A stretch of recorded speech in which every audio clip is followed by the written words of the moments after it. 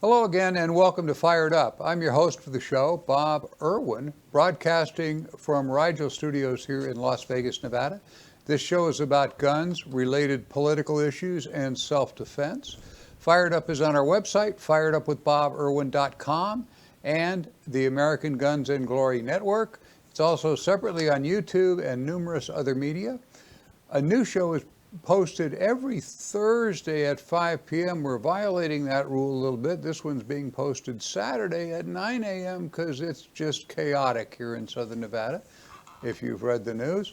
The audio feed is rebroadcast for radio listeners Saturdays at noon on the Nevada Talk Network. Check out KELY1230.com for the station in your area. Questions and comments, you can send me an email at bob@firedupmail.com. That's bob@firedupmail.com. Or leave a message on my office recorder, 702-257-1060. Again, that's 702-257-1060. If you don't leave a message, I can't call you back. There are several hundred defensive uses of firearms every week in the United States, rarely truthfully covered by any mainstream media. So we always present a few of those for our listeners' education. Most are good shooting, some are questionable, sometimes they're just wrong, but I pick them out as educational for firearms owners. Individuals are generally adjudicated under local law, something to remember. So the advice given here might not apply to listeners in different jurisdictions. Stories are often paraphrased by me for clarity and translation from police jargon, what I call lawyer speak, and regional accents around the United States back into American English. Incidents are as reported, except generally I omit the names of the participants. Hey, and my guest today is Nevada and California attorney Donald J. Green. Welcome, Don. A little of your background, if you would. Well, thank you so much, Bob. It's a pleasure being here, and especially today. We have a special emergency broadcast in a little while. Bob will speak with that a little bit later. Again, my name is Don Green.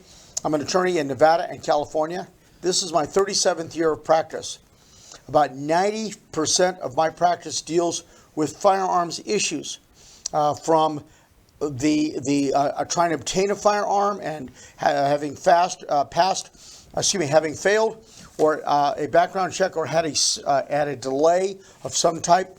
We're also involved in some federal firearms litigation in California. There's a possibility of litigation here in Nevada. So if you have any firearms questions, you're always welcome to call me. My direct cellular, 24 hours a day, 702-409-8239. Thanks, Bob. Okay. This first story, first I've got to explain something to the West Coast because I had never heard of this company, and apparently they're all over the east side of the United States. A company called Wawa Inc., which is a chain of stores, combination coffee shop, deli, and gas stations. Kind of like 7-Elevens, but they have like seating inside and a deli inside, and they're all over the East Coast. So understanding the type of business we're looking at here, the villagenews.com reported on March 15th this year in Leesburg, Florida, that on March 1st, the Leesburg police officers responded to the Leesburg Wawa. It's at U.S. Highway 441 and Griffin Road, for those of you familiar with the area, after receiving a 911 call reporting a battery in progress and someone had a firearm. The arriving officer saw a man holding his handgun pointed at another man who was on the floor. As the officer entered the store, the man placed his handgun into his concealed holster he had on his waistband. The officer put his hands on his head, and the officer told him to put his hands on his head and removed the firearm. The man with the firearm had used it on the man sitting on the floor who had been committing an aggressive battery. The officer then detained the 23-year-old sitting on the floor, After confirming that would be a helpful citizen that he had a valid, after confirming that this helpful citizen, had a valid concealed carry permit, the firearm was then returned. The officer saw a large amount of blood on the floor, and that was coming from the injured perp's head. The officer quickly requested EMS, and the guy was transported to Leesburg Regional Medical Center. Officers collected statements from many witnesses, including a woman who said she was also battered by the suspect. The injured man said he wished to press charges, but he wasn't able to complete the written statement due to his injuries. Paramedics determined that the man needed further medical treatment, and he was transported then to a local hospital. Officers also discovered the 22-year-old had been trespassed from the Wawa store on February 27th, that's a few days before, and had returned several times. The manager said he loiters on the property and had been sleeping in the men's restroom.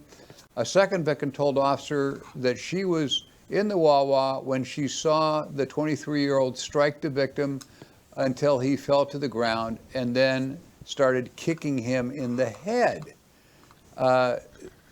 The report details the suspect's combative behavior after transport to the Leesburg Police Department to start his booking. He had been admitted to the Lake County Jail. That included that he was spitting and biting the officers.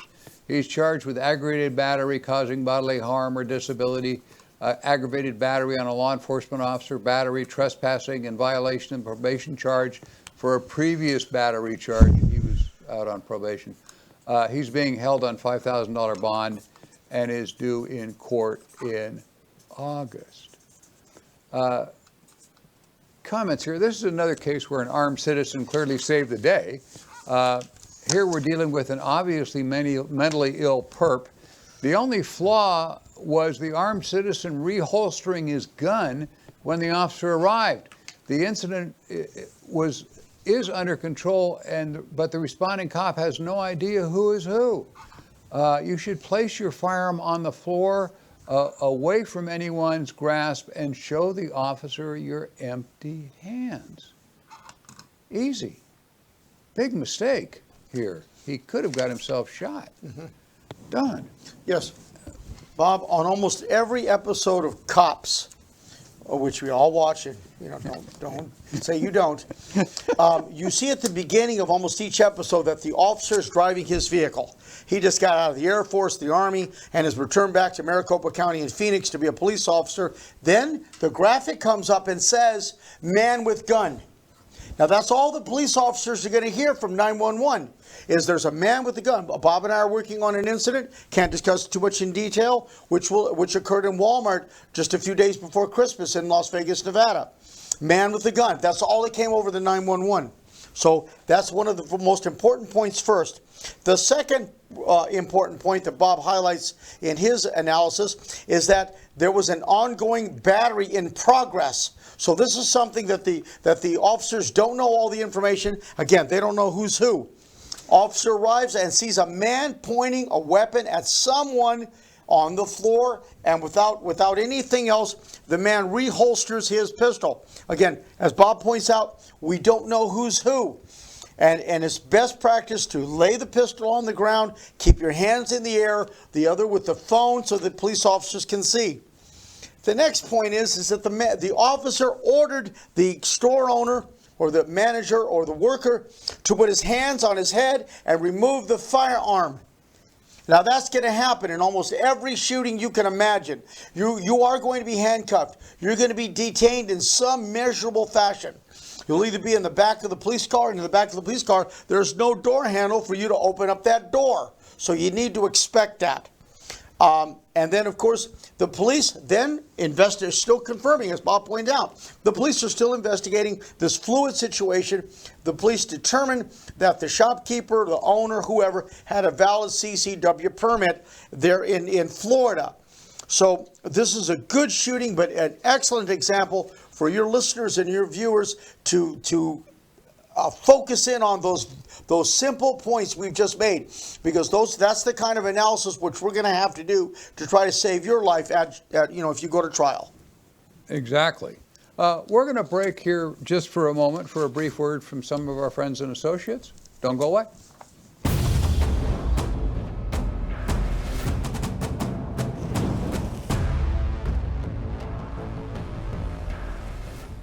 Freestyle Martial Arts, located at Jones and Russell here in Las Vegas. You can reach them at 702-551-9009. That's 702-551-9009. CCS Gunsmithing.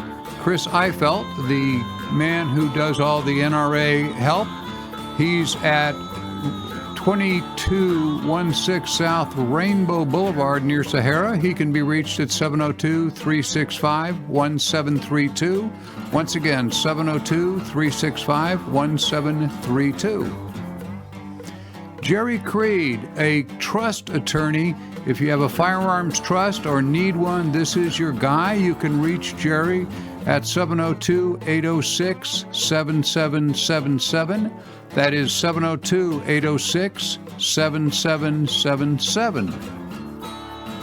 CCW Maggie is found all over the internet. You can reach her by phone at 702-375-5900. That's 702-375-5900.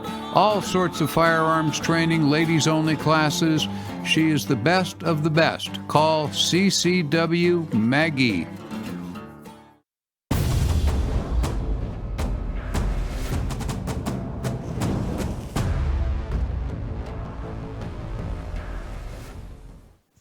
And we are back.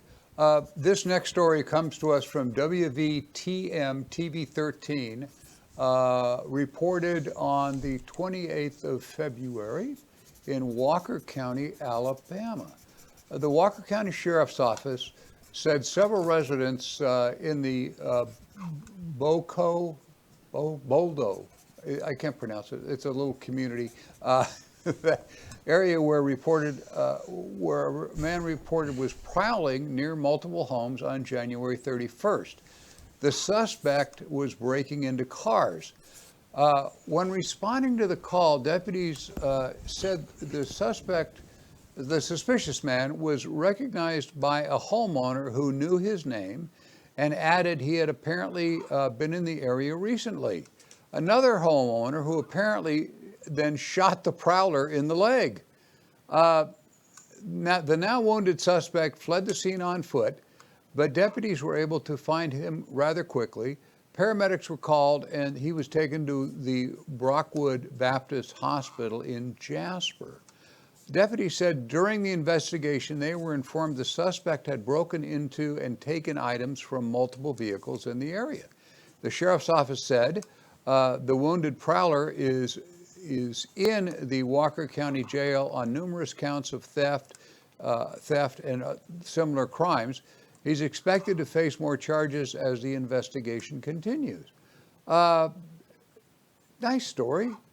This obviously, did you find a threat to life in there somewhere? The issue seems to be purely property crime.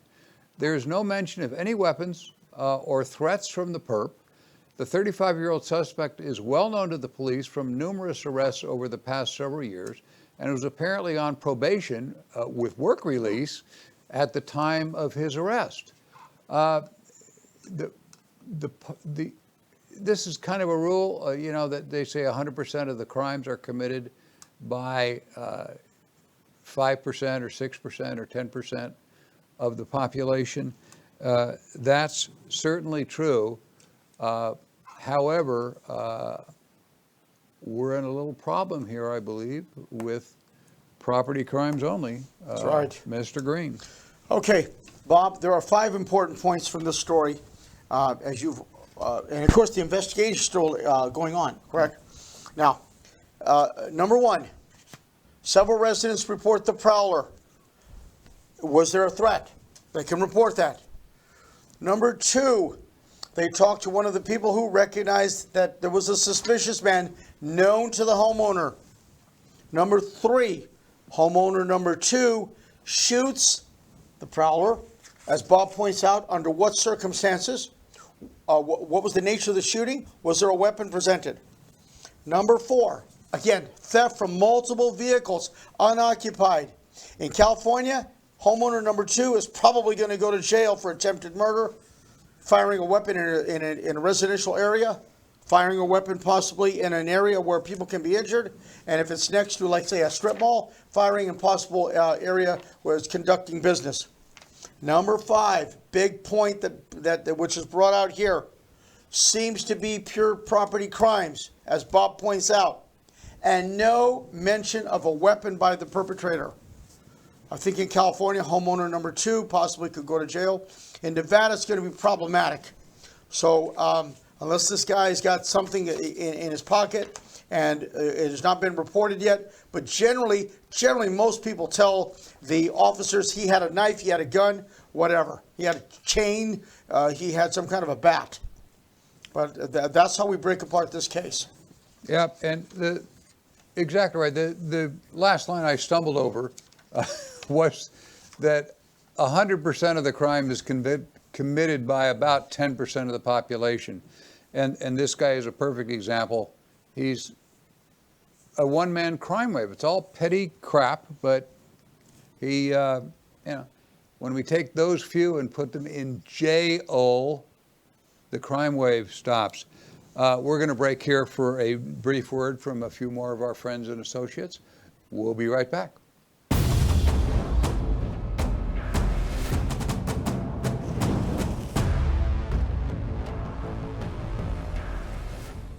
Attorney Donald J. Green, a common guest of mine on Fired Up. He can be reached at 702-409-8239. He specializes in gun case litigation. He is your man. Don Green, 702-409-8239. At Ricardo's Restaurant, where you'll usually find me eating lunch every day if I can get there, they're at the corner of Flamingo and Decatur here in Las Vegas. You can reach them at 702-227-9100. That's 702-227-9100. And Battlefield Vegas, my new kind of home for this show. They're on Circus Drive, directly behind the Circus Hotel and Casino. You can find them there with CCW classes and an amazing place for gun rentals, everything you could possibly imagine. Check out, if you're in town as a tourist, check out battlefieldvegas.com.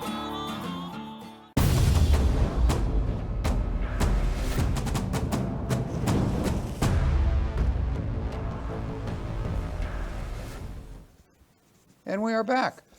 This last story comes to us from KWLM 1340 AM radio on 5/5 of 20, just May here,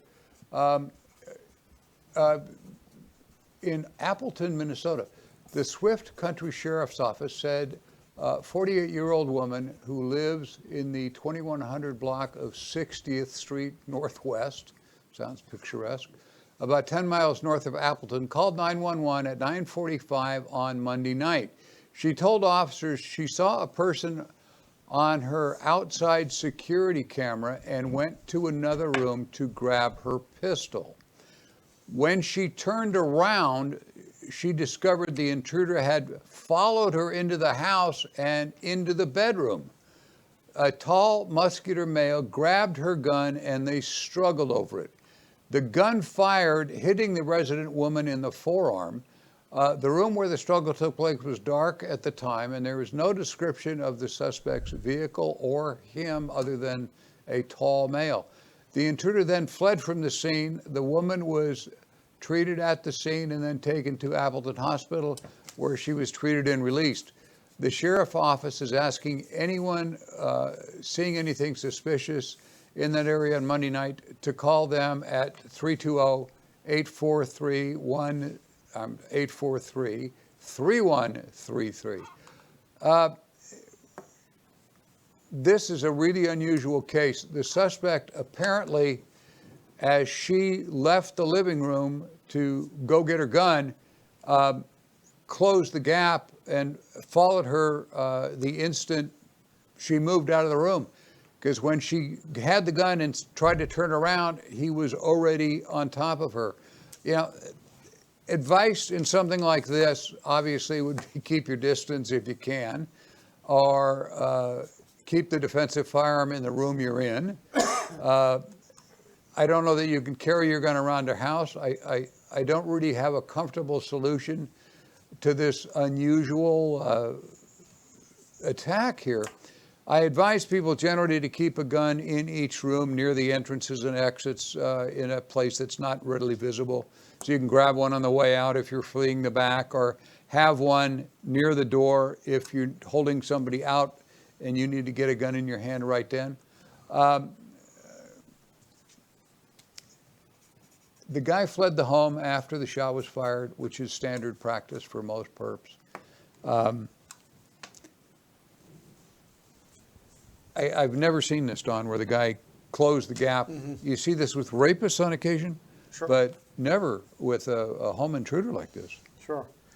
Bob, you emphasize in almost all of your CCW classes, and on this show in particular, of the insignificant amount of time it takes for a perpetrator to beat you up, to start the rape, to take your money and try to stab you. Let's look at this case methodically, because you can't miss something here. It's 9:45 at night. Woman is where she's supposed to be.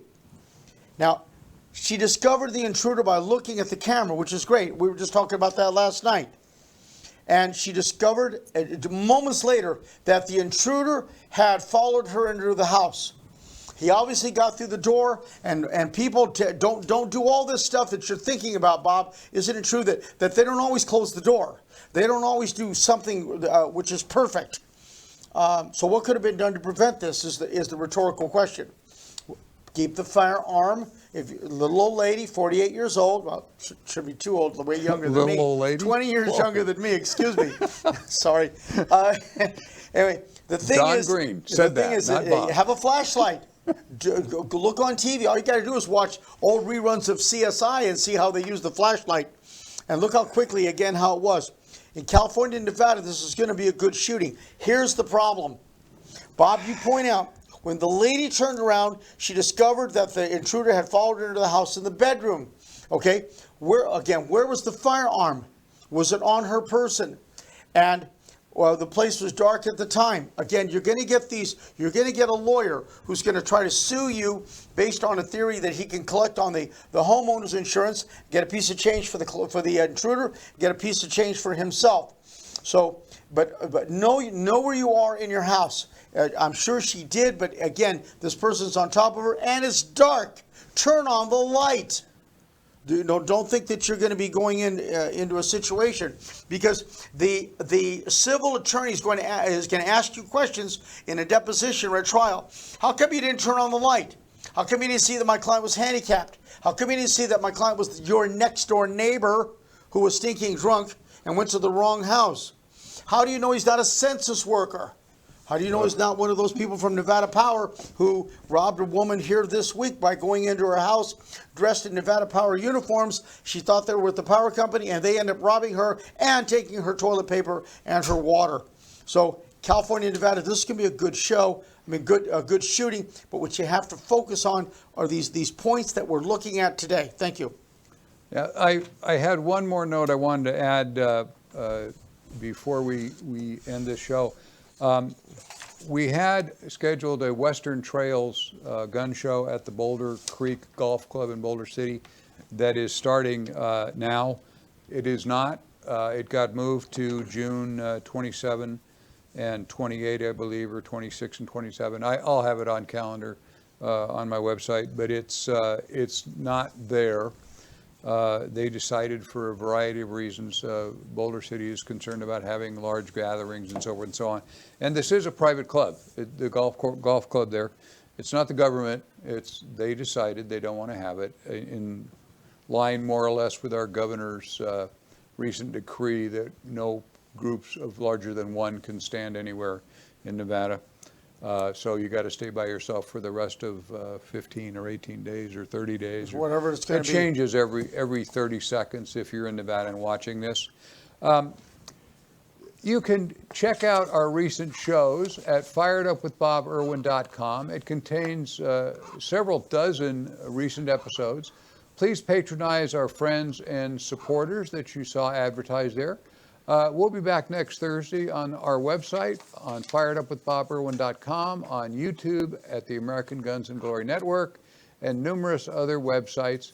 When watching any media, please just click on the word subscribe, however you get it, and new shows will be sent to your computer or your phone automatically every Thursday, or in the case of this week, Saturday.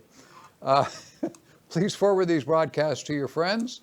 Our logo merchandise, we used to sell at gun shows, hats and shirts and so forth, are now available at Battlefield Vegas, just behind Circus Circus on the Las Vegas Strip. I presume they're open still with the shutdown. I haven't talked to them today. Remember, the audio portion is rebroadcast on the Nevada Talk Network all across Nevada, Saturdays at noon. Again, you can check out the stations at KELY1230.com. Thank you for supporting Fired Up. We'll be back next week with another show. And I got Don Green coming again. Thank you. Have a good day.